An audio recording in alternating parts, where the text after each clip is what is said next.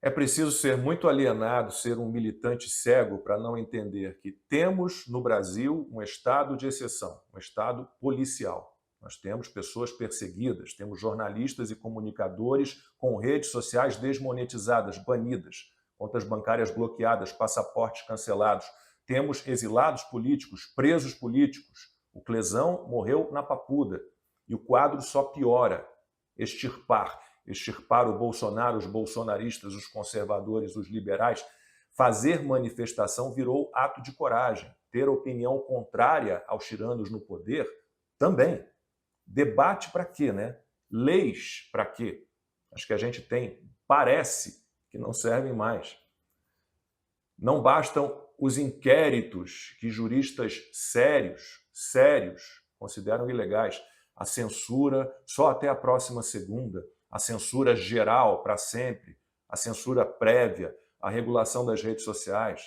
Agora o STF arrumou um jeito de fazer com que veículos de imprensa pratiquem a autocensura, desistam de críticas, repensem o jornalismo de opinião e não façam mais denúncias de prática de crimes. Ou todo mundo vira apoiador do Lula, adorador do Supremo, vira uma assessoria de imprensa dessa turma, ou fica calado. E, se resolver falar, pode acabar pagando caro. Sobre a decisão do STF de responsabilizar veículos de imprensa pela fala de entrevistados, isso é um absurdo completo. Não existe jornalismo se não houver a busca incessante pela verdade, com apuração profunda e equilibrada dos fatos, ouvindo todos os lados da história. No jornalismo, se um entrevistado faz uma acusação contra alguém, o acusado precisa ter o mesmo espaço para se defender. Isso é básico. Se isso não for feito imediatamente ou num curto espaço de tempo, quem se sente atingido pode e deve pedir direito de resposta. Se o veículo negar, a pessoa acusada pode entrar na justiça.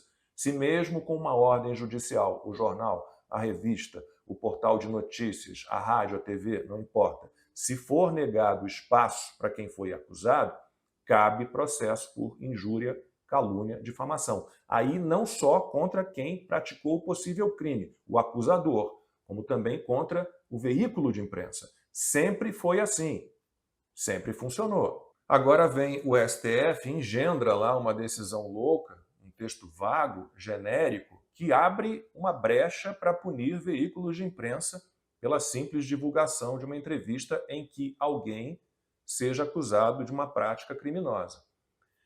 Isso, obviamente, vai gerar autocensura da imprensa. Isso vai inibir críticas, mesmo que fundamentadas, a quem está no poder. O jornalismo opinativo, de opinião, vai acabar sendo taxado levianamente de acusatório. Há brecha para isso. O que se oferece é uma estratégia jurídica para transformar opinião em acusação para levar a uma punição. E a imprensa também pode abandonar as pautas polêmicas, envolvendo denúncias de crimes. A tendência com a decisão do STF é que essas pautas sejam descartadas. Nesse cenário, por exemplo, a entrevista do Pedro Collor, falando de irregularidades praticadas pelo irmão Fernando Collor de Mello, então presidente da República, talvez não fosse publicada. Talvez a imprensa ignorasse as denúncias do Roberto Jefferson sobre o mensalão. Eram denúncias, as duas, de possíveis práticas de crimes ainda não julgados. Como a imprensa teria se comportado naquela época se houvesse as restrições de hoje, a censura de hoje? Pior é ver veículos tradicionais de imprensa, acho que o Globo foi o pior deles, né, defendendo mais essa decisão do Supremo. E a censura está só aumentando. Muita gente que ajudou a criar e alimentar esse monstro, enquanto a perseguição era contra grupos específicos, agora está aí chorando, se vitimizando. E não foi por falta de aviso. Nós avisamos. Eu não defendo nenhum tipo de censura, nem contra quem não pensa como eu, nem contra quem mente. As leis que nós já temos estão aí para combater as mentiras, são suficientes. Se você defende a censura, qualquer espécie de censura, você é contra a liberdade. E por quê? É muito simples. Liberdade é assim. ou todos têm ou ninguém tem.